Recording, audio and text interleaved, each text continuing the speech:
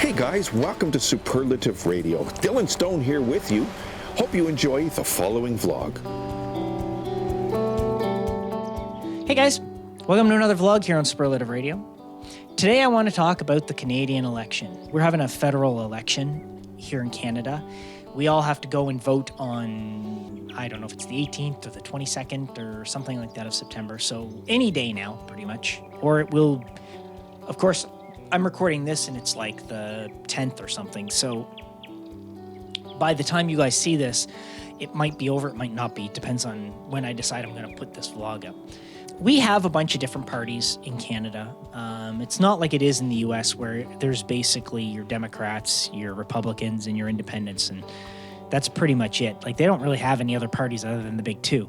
Well, in Canada, we have, of course, we have the Liberals, we have the Conservatives, we have the NDP, we have the Green Party, we have the Bloc Québécois, which only run in Quebec, which boggles my mind since you're not allowed to have a one-party province or one province party, but yet they're allowed to run. We have the PPC, which is the People's something. Anyway, whatever. And we have all these stupid parties. We have way too many of them. But the problem is, by having so many, is we end up with split votes. With what they call a first past the post system, which is what we have in Canada, which is what is in the United States, which is what is in England, Australia. Most democratic nations have this. There are some that don't, but in the vast majority, this is what it is. So it means that whoever gets the most votes is the one who gets elected for that riding or that area or whatever you guys have, wherever you might be. In Canada, we have ridings. But it may not be the person who technically got the most votes. It just means they got more votes than everybody else running. So if you have, say, 5 people running, okay, and the riding gets, say, 10,000 votes. One guy gets 3,000 and the others is divided between the other 4. Now, that means that 7,000 people didn't vote for the guy who got elected. So out of 10,000 people, 7,000 people's voices aren't being heard because they didn't vote for the guy who got elected. And only, that's basically how it works in a first past the post system. There have been a number of things that have come up where it's been suggested that we could have representational government. So as an example, if one person in those 10,000 people got, say, 30% of the votes, someone else got 10%, someone else got 5%, whatever it works, it all works out to 100%, right? Then all the people in some fashion get some sort of a voice so that things, and I'm not saying necessarily that's better, but the fact is when you have the vast majority of people not voting for the person who's getting elected, it really doesn't seem like that's true democracy to me.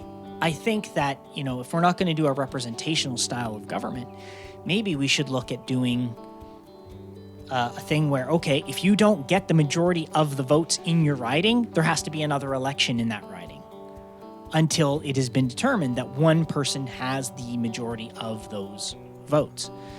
I don't know. I have no idea if that's even a better idea. I don't know. I'm just saying that I don't think that the way we currently do it in our system isn't...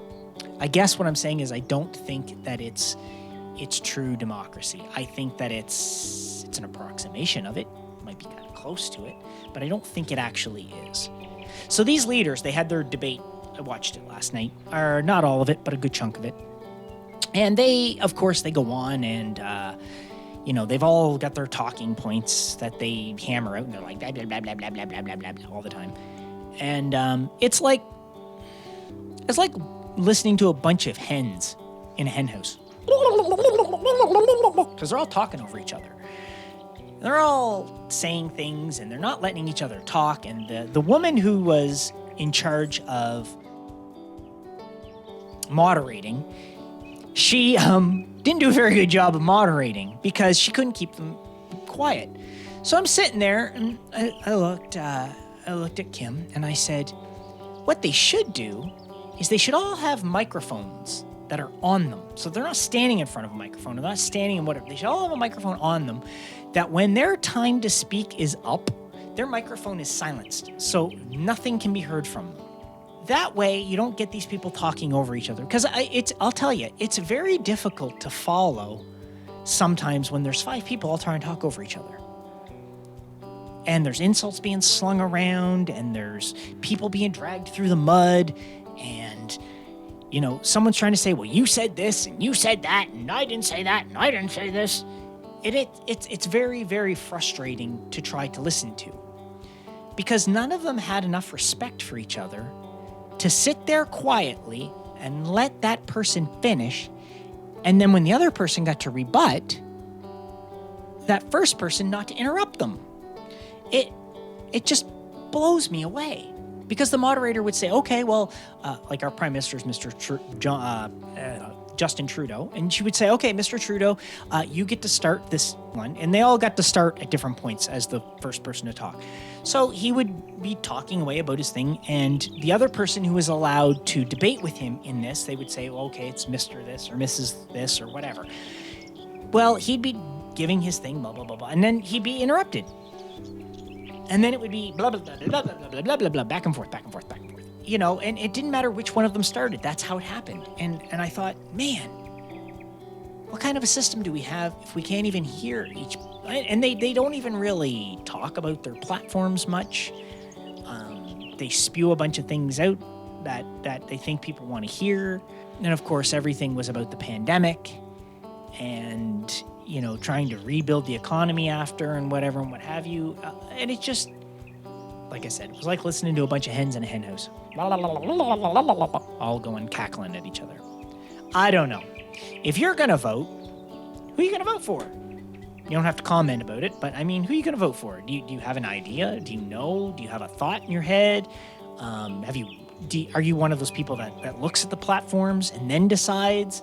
Or are you just, nope, I vote Liberal, my father voted Liberal, his father voted Liberal, and they all voted Liberal for the last 300 years, so we're all voting Liberal? Are you one of those, which is just basically an idiot?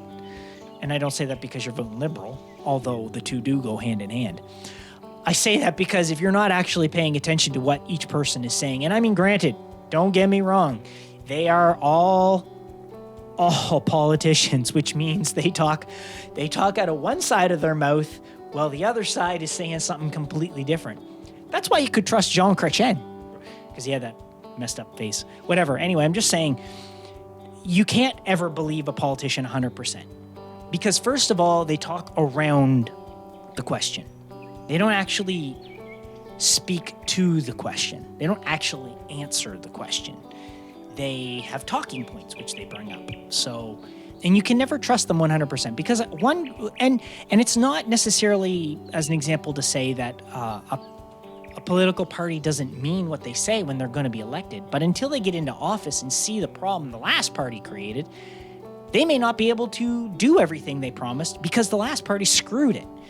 So that there's not the money to do this or the money to do that. But it just boils down to the fact that you cannot trust any of them, but you have to pick what's called the best of the worst.